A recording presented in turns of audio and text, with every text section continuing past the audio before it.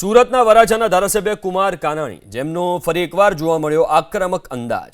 સુરત મહાનગરપાલિકાની સંકલન બેઠકમાં રહેણાંક વિસ્તારોમાં ચાલતા ઉદ્યોગોને લઈને કુમાર કાનાણીએ રોષ વ્યક્ત કર્યો.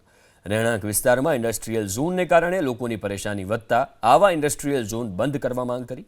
તો વરાછા વિસ્તારમાં વધી રહેલા ગેરકાયદે બાંધકામને હટાવવા માટે કરેલી કામગીરી પર સવાલ ઉઠાવ્યા.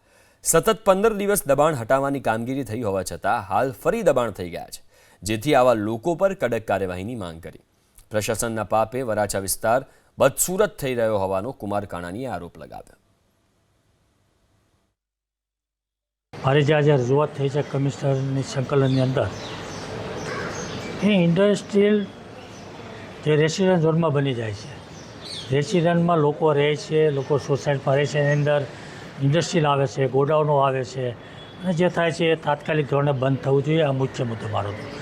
બીજો મુદ્દો એ છે કે ઘણા સમય પહેલાં પોલીસ કમિશનર અને મેયરશ્રીએ વરાછાની વિઝિટ કરી હતી. મારી એક પહેલાં પણ રજૂઆત હતી કે બ્રિજની નીચે જે દબાણો થાય છે, જે ગેરકાયદેસર લોકો રહે છે ને વરાછા રોડ પર અને મુખ્ય રોડ પર, વરાછા વિસ્તારની અંદર જે લારી ગલ્લાના જે દબાણો છે, એ દબાણોને કારણે ટ્રાફિકની સમસ્યા ખૂબ મોટી ભયંકર બની છે.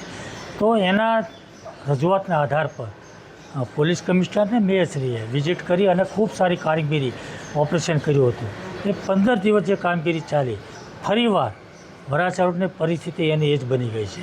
અને એટલા માટે એ પરિસ્થિતિની અંદર ફરીવાર પહેલાં જે કામગીરી થઈ હતી એવું તાત્કાલિક ધોરણે તમામ પ્રકારના દબાણો દૂર થાય, બ્રિજની નીચેથી જે ગેરકાયદેસર લોકો રહે છે એને પણ દૂર કરવામાં આવે અને આ કામગીરી કાયમિક ધોરણે રહે એ વાત આજે મેં મ્યુનિસિપલ કમિશનર કરી છે. અને કાલની સંકલનની અંદર પણ પોલીસ કમિશનરે પણ આ વાત કરી છે અને કાયમિક ધોરણે આ પ્રશ્ન હલ થાય એવી મારી માગણી છે.